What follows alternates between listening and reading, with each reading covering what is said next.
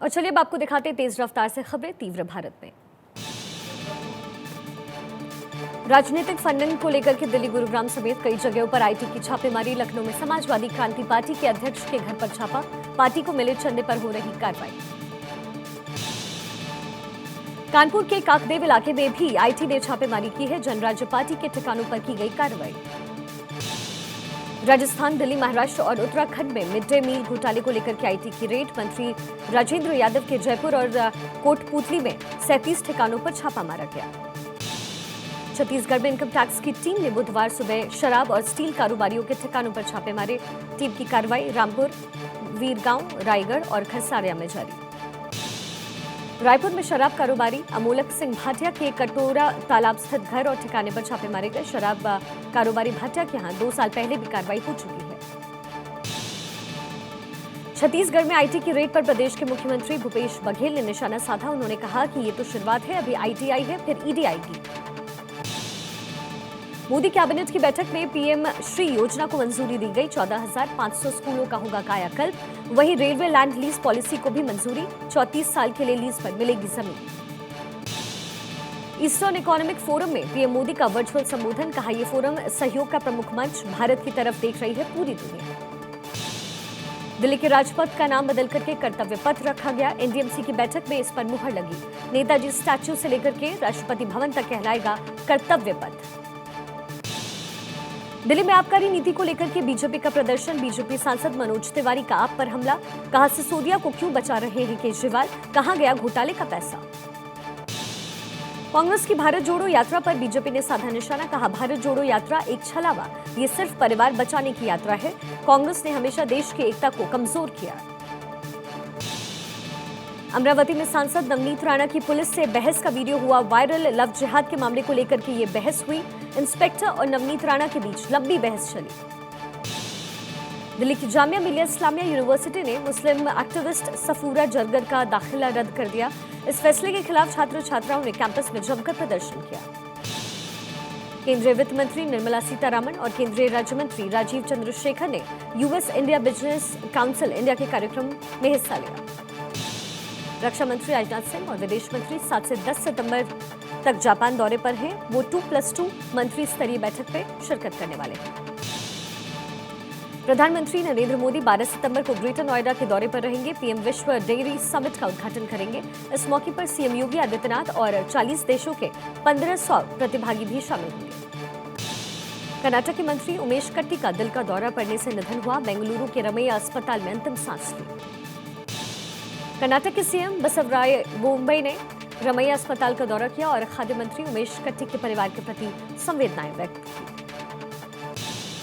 नोएडा के सेक्टर 18 में भीषण आग लगी। दमकल की 3 गाड़ियां मौके पर मौजूद। आग को बुझाने की कोशिश लगातार जारी। लखनऊ के लेवाना होटल में हुए अग्निकांड के बाद प्रशासन अलर्ट मोड पर। लखनऊ के लेवाना होटल को सील कर दिया गया है। होटल के बाहर भारी पुलिस बल तैनात किए गए। नोएडा का एक वीडियो सोशल मीडिया पर तेजी से वायरल हो रहा है। वीडियो में एक युवक लिफ्ट से निकल रहा होता है और उसी वक्त कुत्ता उस पर हमला बोल देता है। मामला नोएडा के सेक्टर 75 स्थित एपेक्स सोसाइटी का बताया जा रहा है। विक्की मेडुखेड़ा हत्याकांड में सिद्धू मूसेवाला और मैनेजर की मिली भगत का खुलासा हुआ है। माफ कीजिएगा, सिद्धू मूसेवाला इस कांड में खुलासा हुआ। दिल्ली पुलिस ने आज 4 आरोपियों को गिरफ्तार किया। गैंगस्टर लॉरेंस का करीबी सहयोगी था विक्की मेडुखेड़ा। कानपुर में प्रगतिशील समाजवादी पार्टी के नेता विनोद प्रजापति के अवैध निर्माण को कानपुर विकास प्राधिकरण यानी केटीए ने ध्वस्त किया। यूपी के बाराबंकी में बच्चा चोरी के शक में एक ड्राइवर को ग्रामीणों ने जमकर पीटा। जब तक पुलिस पहुंची तब तक ग्रामीणों ने उसकी बुरी तरीके से पिटाई कर दी थी। हालत गंभीर है, अस्पताल में फिलहाल भर्ती। आगरा में एक महिला से मारपीट का वीडियो वायरल हुआ। बच्चा चोर समझ करके ग्रामीणों ने महिला को पीटा। महिला की पिटाई का वीडियो वायरल हो रहा है। दिल्ली के सिविक सेंटर से कूद करके एक युवक ने आत्महत्या कर ली है। युवक ने 28वीं मंजिल से कूद करके आत्महत्या की। हालांकि मौके से कोई सुसाइड नोट बरामद नहीं हुआ। यूपी के देवरिया में पुलिस की टीम की बड़ी कार्रवाई और कामयाबी हाथ लगी। रेलवे स्टेशन पर तस्करी करके ले जाए जा रहे 520 कछुओं को बरामद किया गया।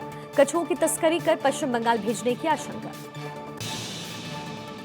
यूपी के सीतापुर में पुरानी रंजिश में गोलियां चली। फायरिंग में 2 लोग घायल। परिजनों ने पुलिस पर कार्रवाई नहीं करने के आरोप लगाए।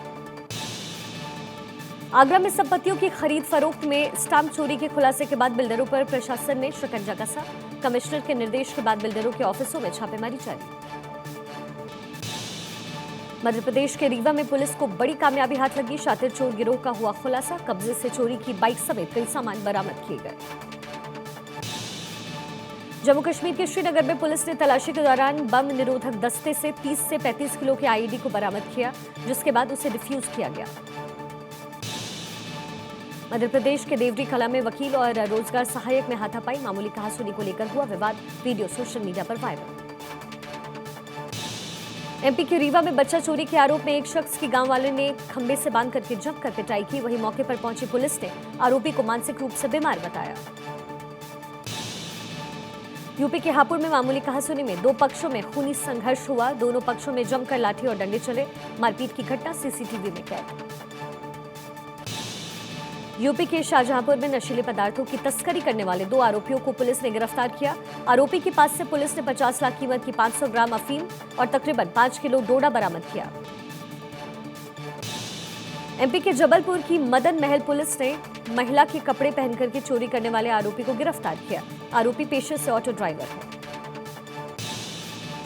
यूपी के मथुरा में पुलिस बदमाशों के बीच मुठभेड़ हुई। मुठभेड़ के दौरान एक लुटेरा घायल हुआ। बदमाश के कब्जे से पुलिस ने हथियार, कारतूस, मोटरसाइकिल बरामद की है।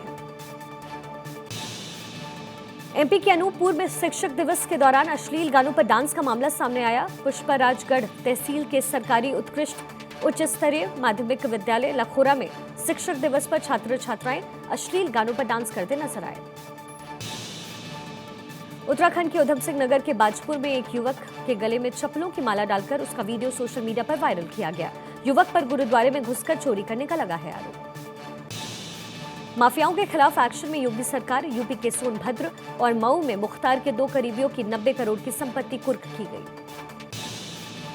दिल्ली के लक्ष्मी नगर में पति ने पत्नी और बच्चे पर चाकू से हमला किया। पत्नी की मौत, बच्चा गंभीर रूप से घायल। उत्तर प्रदेश के कौशाम्बी में बच्चा चोरी के आरोप में कुछ लोगों ने एक महिला की जमकर पिटाई की। सूचना पर महिला को बचाने पहुंची पुलिस पर भी फायरिंग की गई, जिसमें कई पुलिसकर्मी घायल हुए।